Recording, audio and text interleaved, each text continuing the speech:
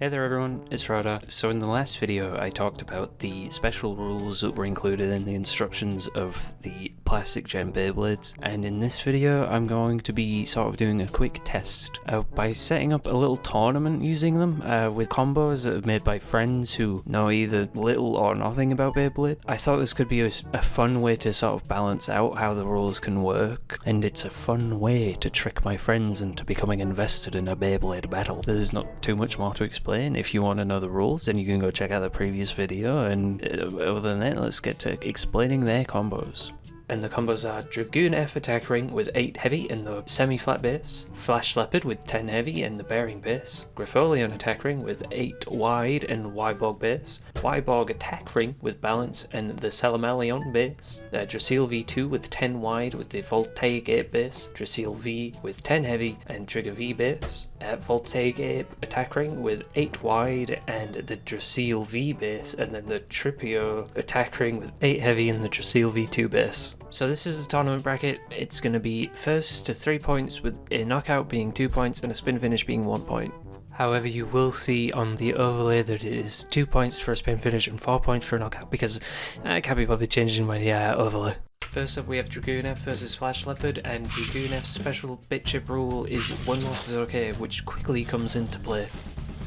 So for the second round, Flash Leopard's special rule comes into play. Their special rule is the help rule. I think the helper I chose is somebody that's most likely to actually help them in a fight. And it probably went as well as it really would, with Dragoon F managing to still knock out the 2 people fighting it. This is the first round without any special rules in play, and it's fairly boring. There's not much happening. I'm sorry about that.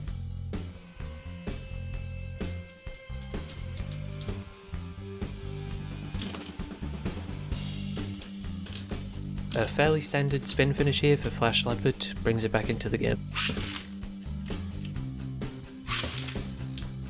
Unfortunately, these first few rounds are kind of docile and slow. I think some of this might be caused by a poor launch on Dragoon, but oopsie oh well.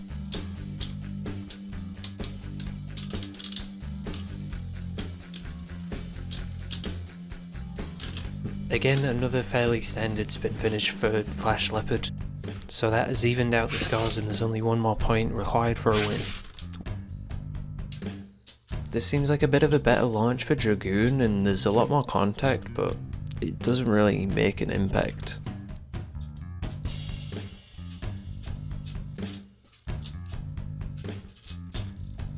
With Flash Leopard getting a 3rd spin finish, it takes the round. Moving on to Griffolion versus Wybog. Griffolion should have a 7-second head start, and Wybog has returned, so he's getting it. I think is how that should work. And this was a very close one, but I gave it to Wybog just for the fact that the other one flipped over. I accidentally do the special rules twice here by accident. I was having a lot of issues with this recording, and I forgot. You can see Griffolion's base here is activated, and it really sort of worked out. Got my point. And here, the base is still in attack mode, so that just was an easy, nice attack, like spin finish.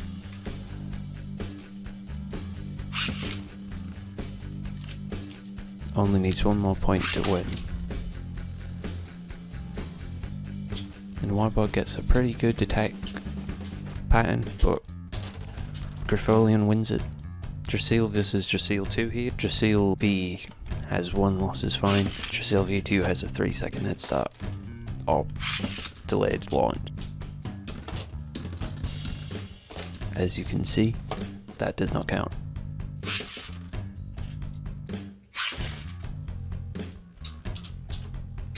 And that's a pretty good knockout for Drasil V.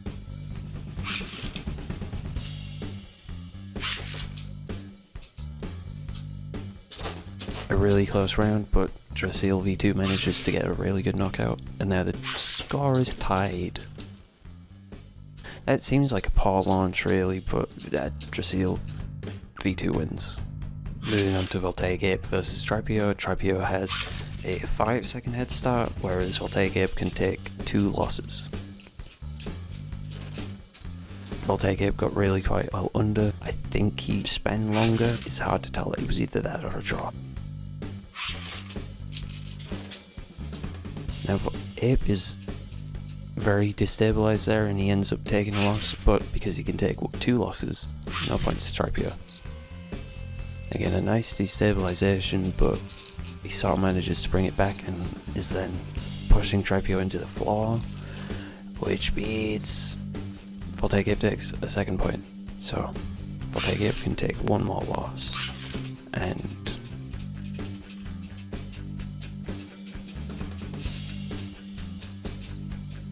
it looks like that was going to be one, or a draw, but I'm not sure.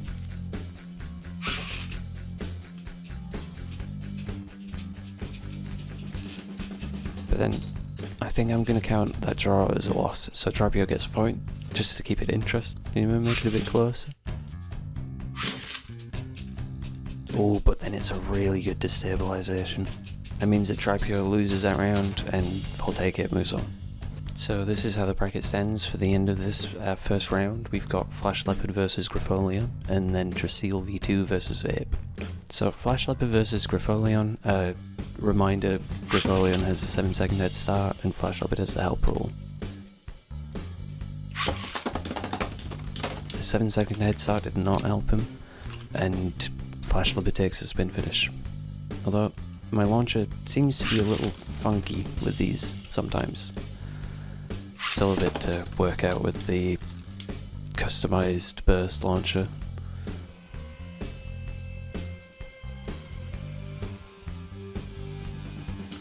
Some nice hits there up from Grifolion, and that leads to its victory.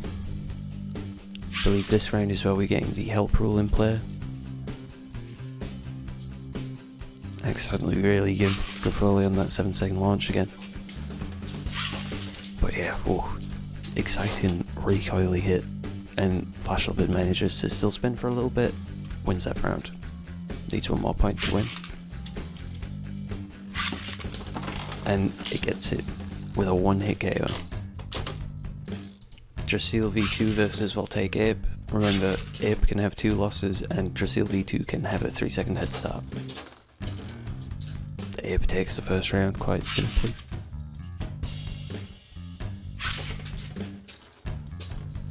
A nice little jump from Ape there. He won that round. This slight rotation. And then just the swiftest knockout I've ever seen.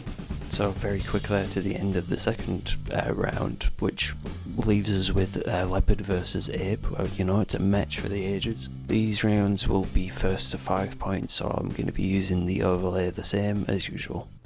So, Ape versus Leopard. Reminder that Ape can have 2 losses, which it doesn't seem to need to worry about with a swift knockout.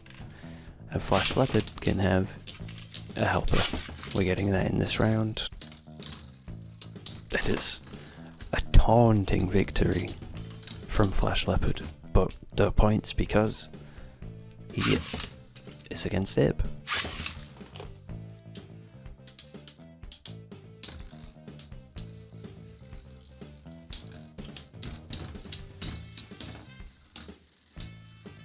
So this I didn't count as a knockout, but as a spin finish, just because it knocked the stadium wall away, and that only happened because my stadium is bad.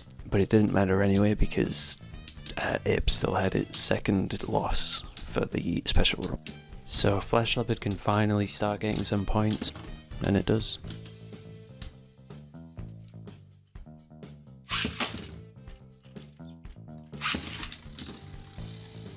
Possibly unfair launch here where Flash Leopard ends up hitting Ape quite heavily from the launch. I don't quite know what's up with the launcher. Anyway.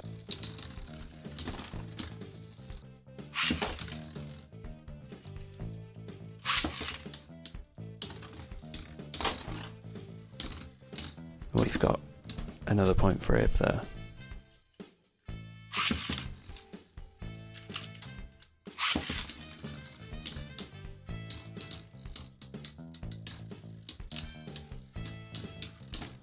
Nice destabilization, and Ape loses a 3rd round.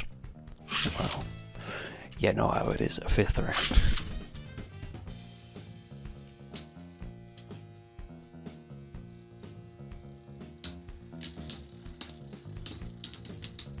then a knockout from Flash Leopard means that he takes the victory. So the winner of the Special Rules tournament is Flash Leopard.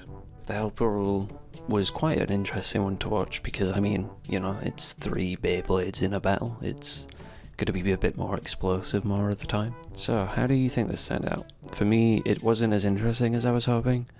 I think the rules inherently mean you really need to do it with another person. A lot of them are based on having, you know, a few seconds of an advantage in the launch, which doesn't really translate well on your own. There's sort of an inherent, at least like 3-second delay, which I sort of tried to build in to how I would delay it. But even past those sort of inconsistencies, I think a lot of the fun of these rules would just inherently come from playing with friends, where it's, oh well, yeah, well, I'm gonna launch a second Beyblade into the arena, so deal with it, you know? I don't know. I'd still like to try them with other people, but they're not super easy to use on your own. So this is the part where I'm gonna say the whole, you know, like, the subscribe, the comment, that bit, the YouTube bit. Follow me on the Twitter, you know, and leave your comments. Say, oh, what I think this one should have won. Why didn't this one win? You know, comment, you know, like, oh, why do you sound so tired halfway through this video? And then I'll reply and I'll say, oh, that's because I fell asleep and finish the video after just waking up from what can only be described as a hibernation. But, you know, I'll see you next time.